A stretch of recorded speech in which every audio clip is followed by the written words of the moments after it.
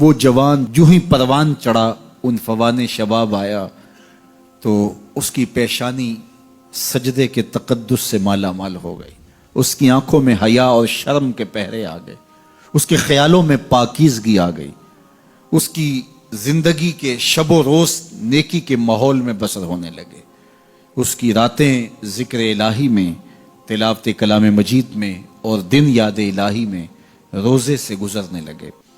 وہ جوان جس کی جوانی اللہ کی عبادت میں گزری، کیونکہ جوانی اگر عبادت میں گزر گئی تو بڑھاپا تو پر نور ہے ہی ہے۔ سب سے مشکل مرحلہ زندگی کا جوانی کا ہے۔ شیطان زیادہ ورغلاتا ہے کسی شخص کو جب وہ جوانی کے مرحلوں سے گزر رہا ہوتا ہے۔ تو جس کی جوانی خیریت کے ساتھ گزر گئی اور اس نے اپنی جوانی کے تقدس کو محفوظ رکھ کے منزل تک پہنچا لیا، اپنی عصمت کے جوہر کی حفاظت کی، اپنی آبرو کو لٹنے نہیں دیا، اپنی آنکھوں کی شرم و حیا پر پہرے بٹھائے اور آنکھ کو برباد نہیں ہونے دیا اور اپنی زندگی کے تقدس کا پہرا دیا، تو جو جوان اپنی جوانی کو خیریت کے ساتھ گزار گیا۔ کسی نے کہا تھا نا، کتاب زیست کا ایک اور باب ختم ہوا، شباب ختم ہوا، ایک عذاب ختم ہوا۔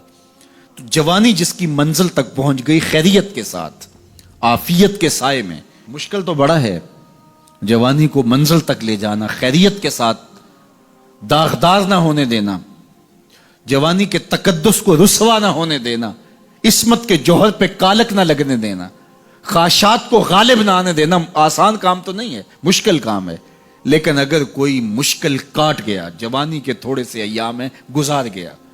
اللہ اکبر۔ حضرت شیخ ختلی کہتے ہیں، داتا گنج بخش علی حجویری علیہ رحمہ کے مرشد ہیں، الدنیا یوم ولنا فیہا صوم۔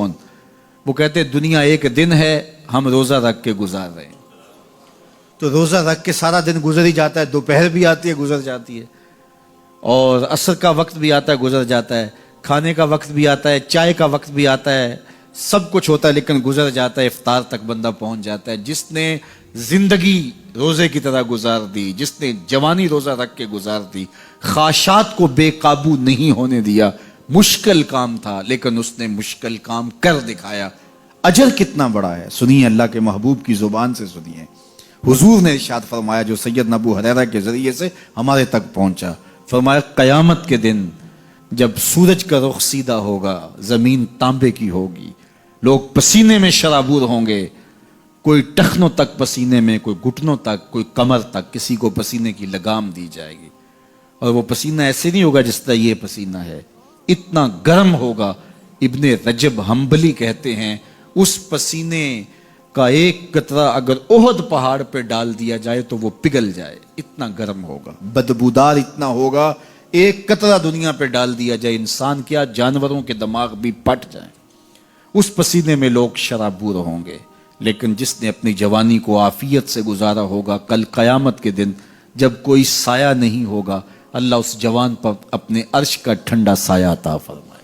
وہ شخص جس کو کسی عورت نے دعوت گناہ دی اور وہ صاحب منصب تھی، صاحب جمال تھی، اور اس نے یہ کہہ کے یہ خواہش، یہ آرزو مسترد کر دی، انی خاف اللہ۔ اسی طرح کوئی عورت ہے تو اس نے اپنے تقدس کی حفاظت کی، اپنی آبرو پہ پہرا دیا اور کسی پیشکش کو ٹھکرا دیا، تو فرمایا قیامت کے دن جب کوئی سایہ نہیں ہوگا، اللہ اسے بھی اپنے عرش کا ٹھنڈا سایہ دے گا۔ کیسا سخت دن ہوگا، اور وہ کس اعزاز میں ہوگا، کس تکریم میں ہوگا۔ یہ تو 4 دن 10-20 سال ہیں، اور وہ 50,000 سال کا ایک دن۔ پھر اس کو اللہ کا شکر ادا کرنا ہوگا کہ اللہ تو نے کتنا کرم کیا میرے اوپر کہ میری جوانی خیریت اور عافیت سے گزری، اور آج اس کا تو کتنا بہتر صلہ مجھ کو دے رہا۔